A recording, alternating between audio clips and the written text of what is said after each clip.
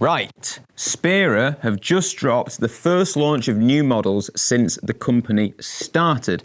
I love metal as much as the next guy, however, I thought I'd grab our resident shredder to properly test these out. Now, these are absolute metal machines, so I wanted to put them in proper hands. I've literally just got them out of the box, given them a quick tune, and then we're just gonna get hands-on so you get an honest perception of what these things are like. So Ben, blindfold off. Have a glance around you. So, what we're looking at here, the first drop was S-types and T-types with metal specs that gets them closer. This time we're expanding into slightly more extreme territory. So we'll start with the Vs. I like that. That's super cool. So this is the 500, which has the quilted top. You've got the different inlays. You'll see the 400 to your left as well. So you can do an A-B. Oh, cool. Yeah, yeah. I like the matte finish on that. That's really interesting. Like the sort of drab green. Yeah, it's very trendy, isn't it? It's very metal as well, is my thing, which I always love a drab. But the quilting and the purple is super different. Yeah. At the price points these come in at, there isn't really too much with these specs, which I think are super cool. I mean, the nice in the 500, it has a lot of things that separate it out. You've got almost the really cool expanded inlay things, but the 400, I don't know if I prefer that. Yeah, there's something about the stripped back kind of look, isn't it? It's like inherently a bit more metal somehow, whereas this can be a bit more, I suppose it's a bit more geared to like the shredders. Like if you want to show off your play and you want to show off your guitar as well, it kind of goes with the aesthetic, goes with your style.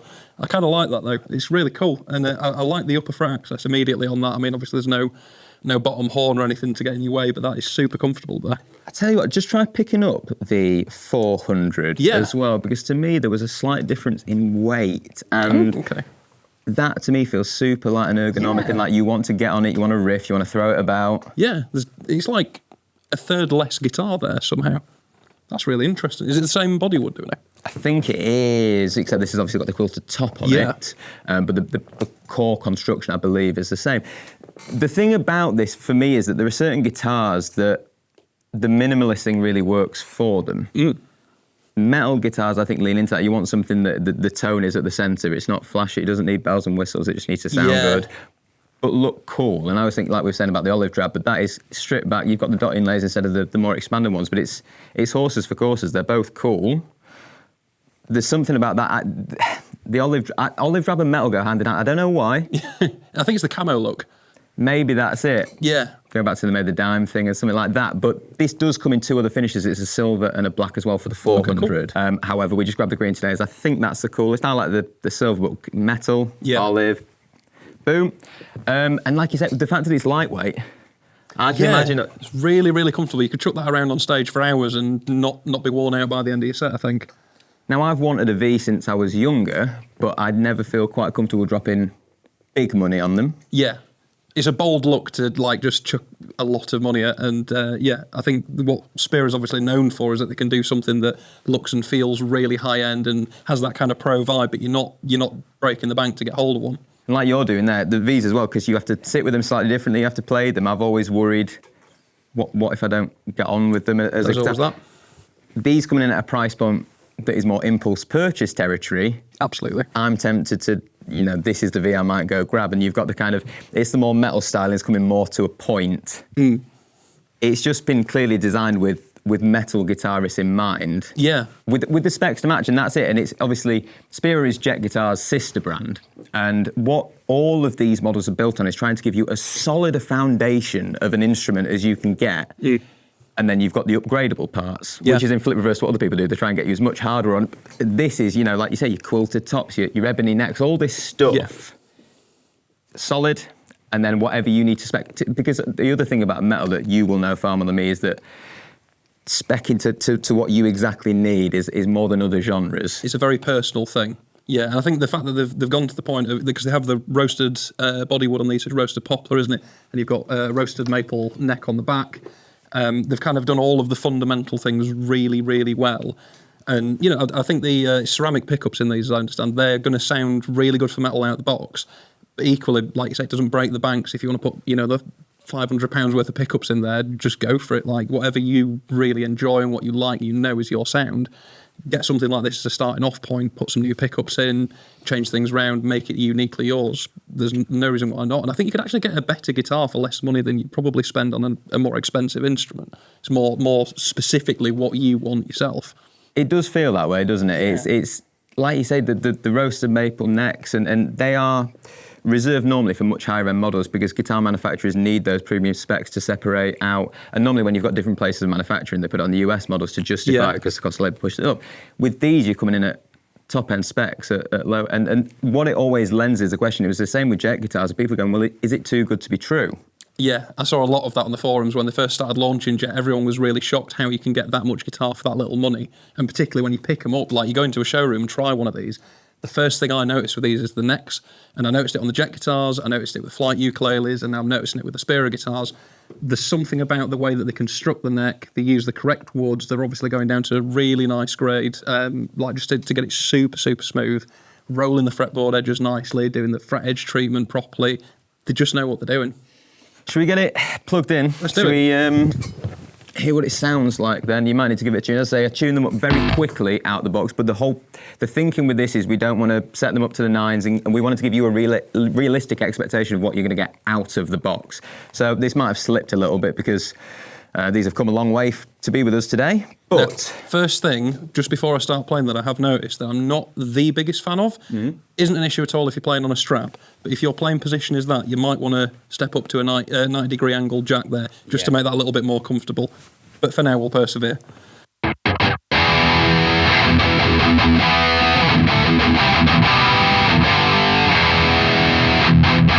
I mean, straight away, that you've got the ceramic pickup sound in there. It's really, really broad. It's really aggressive sounding. It's got loads of pick attack.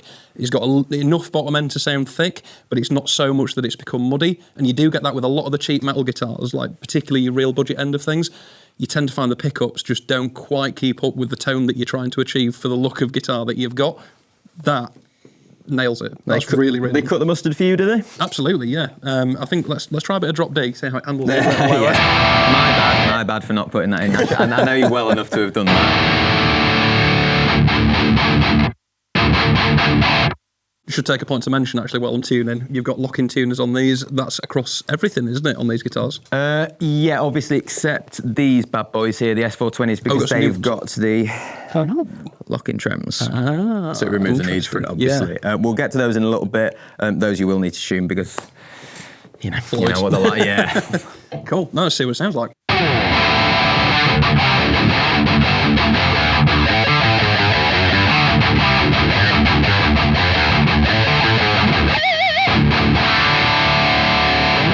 That's why I brought you. That's the one. Yeah, absolutely love that. Just going back to the necks again, it's so comfortable. Like to say that's just out the box. We're not set them up or anything. No. Just tuned them up, add a play. That's so comfortable. And I think you can there's definitely a little bit of room that you can go down there. That can be a really comfortable, proper shred machine of a guitar when it's set up. That's fantastic. While we've got it, should we try it against the 500? Get your take. Absolutely. Yeah, let's do it. Yeah. Cool, so you've grabbed the 500. I'll just take a moment here to say we're running this direct through a Headrush Prime because what we wanted to do was give you an accurate sound capture of the pickups as we could, rather than the coloration that an amp might bring you or something like that. So, yep, we've got the 500. We've just done the 400. I was thinking A/B it just so people can hear. Yeah, absolutely. It's not going to be massive differently, but just to try them out. Was it same pickups, isn't it, on this one? So, yeah, everything else that you're hearing is just neck and body. Yeah, it's this is more aesthetic differences, really. Yeah. Sure.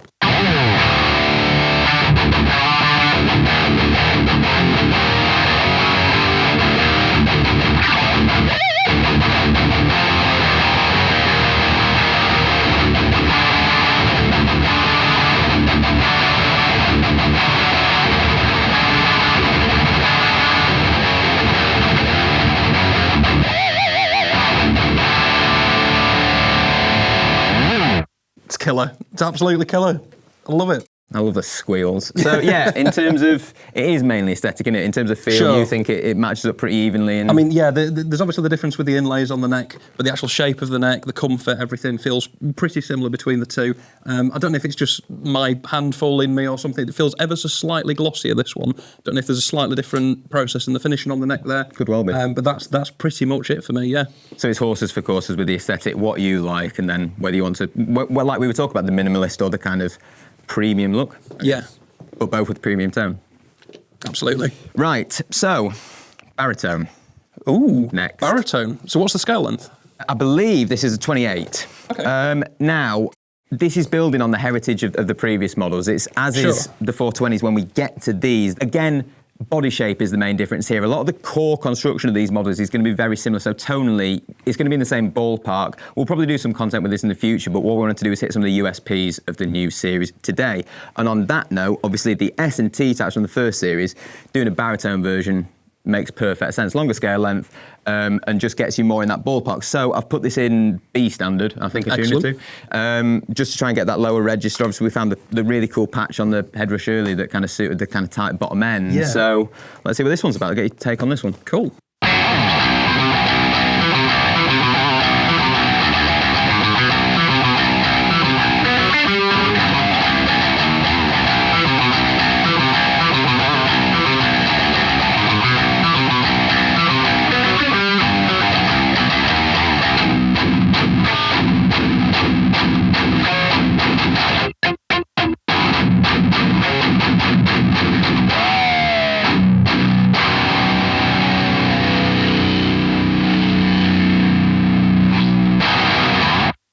Cool. It's got that chunk, hasn't it? It's got the low end, it's got the grunt, and it's got that real kind of like aggressive low end that you get only from a baritone. You need that extra scale length to get that snappiness out of the string. He's got it in spades. Yeah, this is the one that made sense to me. I think when I looked at that first patch, it was like that. This is what was missing, the baritone. Obviously, become actually more of a force in the metal world in recent years. I think more and more people using them. I think bands like Loathe using 30-inch scale length, an octave lower. It's kind of repopularised that whole style of doing things. And I mean, this is nailing it for me. I think the strings that we've got on here, I would personally go something just a little bit thicker. Thicker, yeah, for sure. It's just a minor little thing for me, that. Upper fret access, I remember on the standard scale length versions of these, I really liked how easy it was to get to that 24th fret, because there's a lot of single cut style shapes that it can be quite difficult to get up to there. Either it's the heels in the way or it's just the upper access there. This one, it feels more like your super strat type shapes to play, and that's quite a rare thing on this style of body shape, that you actually get the comfort out of it. A lot of them look like this, and they kind of feel vintagey, they feel problematic. Yes. This has nailed the metal feel, but it's got that vintage look. And I think that's a really unique thing. Which goes back to what we're saying about these being designed from and conceptualised with the metal guitarist in mind. And it's actually funny, we were saying off camera earlier, you do get up to the 24th fret, you need that access. Yeah. So something like this to come along and give you that, but with the added scale length of a baritone. And as you say, absolutely. You talk about low, they use sort of the Fender type. Yeah. This is a little closer to what maybe a modern sort of techier, proggier, metal guy might want if they really need a bigger harmonic range and ease to get to all those notes. I think that as an addition to the range just makes total sense. I think that'll do really, really well. Another one, again, that made sense was to give locking trems. So they've done that for us. Now this one, the S420, this one in particular is a little bit of a beauty. That's a cool colour. It's called Chameleon. Oh yeah, you got the flip-flop two-tone effect. I don't know how well the camera's going to pick this up. I hope it does. But yeah, you've got the metallic sparkle, but then in the light it changes from this blue to purple type finish, and it looks stunning in the flesh, and I hope that translates, because this thing is a real beauty. So if you want to drop, we'll put this in your hand. Obviously locking trems can be a nightmare out of the box, even on the best of guitars. I've done my best with it, but this one will need a tune. I believe in you. You shouldn't do. Again, and the black one here, while you do that, again, is the same guitar, just a different finish. And there are a few colour options on the models available. We just didn't want to pack them out, and we wanted to make it easy for you to discern them, each model from each.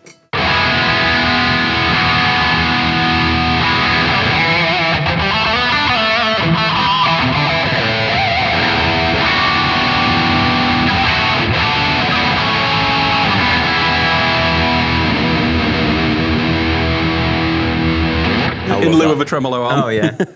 Yeah, that's fantastic. It's got the instant shreddy kind of vibes. You've obviously got, it's a licensed Floyd on this one. So to say that it's a licensed Floyd, I'm surprised how stable it is, because even some of the cheaper licensed Floyds back in the day, you would put it into and play a chord and it is gone forever. Straight out. That's surprisingly stable. I'm really quite impressed with that.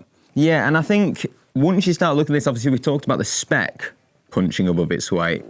I think some of these new models, that they look to be punching above their weight as well. Obviously, the chameleon finish is not commonly done in the guitar world, but I think I've seen red-green before, which can be more divisive. I think the blue-purple thing is a little more normalised and makes a bit more sense. Yeah.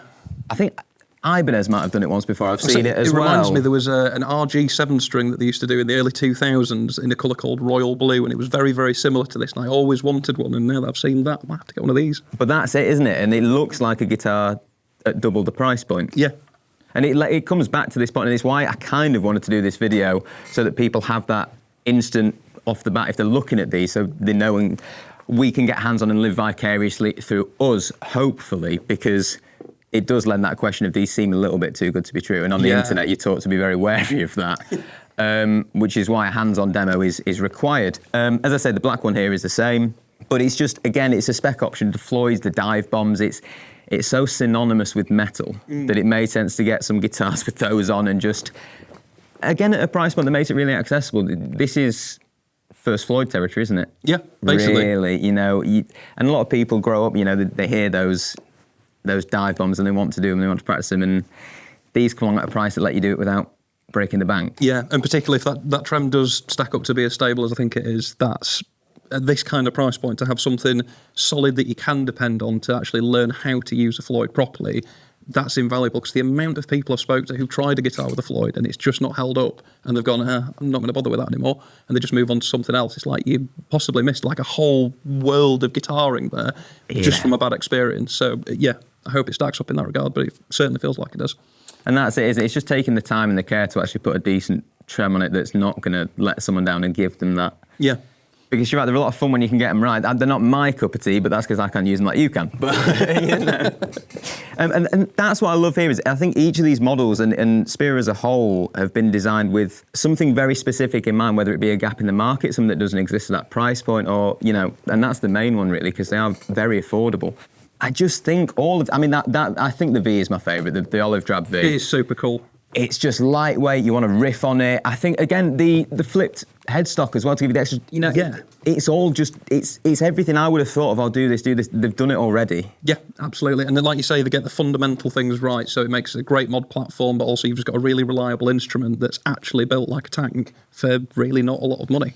Yeah, all at sort of 500 price points, which is wild, really. And I keep talking to people recently about back in when I first started playing that I'd have killed for something like this. Oh, yeah. You know, the stuff you can get at the budget end of the market now is absolutely wild good, and I think Spira and Jet are kind of leading the charge in that respect. So it's, you know, Jet's strength to strength, but it's more vintagey, and now to cater for the metalheads. Yeah. They've done an exceptional job. No, they've absolutely nailed it. And so these are all made in China, these guitars? Yes, they're all made in China. But they're designed in Slovenia, yeah, in Ljubljana, yeah. Primož designs them, and he, you can tell, just gets it. You know, and that's what we said about conceptualisation. It's coming from a place of looking what's missing and not just, let's design a guitar. It's all the little tidbits that they've done. It's like, I'm going to put lockin, obviously not on this because we have a lockin up, but I'm going to put lockin tuners on basically everything because it's just better. They've got this little, I don't know what you call it. I've seen like Groove Gear fret wraps, things like that. Fret wraps, but they've got one built in on it. It's just on every single guitar. Stop the sympathetic resonance, and it's like just Velcroed down. Yeah, that in itself is a great idea. You could have a whole brand just on that product, and it's like one element of something that comes on every single one of these. So I mean, and fret wraps have become massively popular in the last few years, and it's the type of thing for those styles people are going to buy them. Just save them the hassle. Yeah, get it out the box. You know, these I looked in the box when they come out. They all come with a lead. I'm pretty sure it's right angled. I was going to say earlier.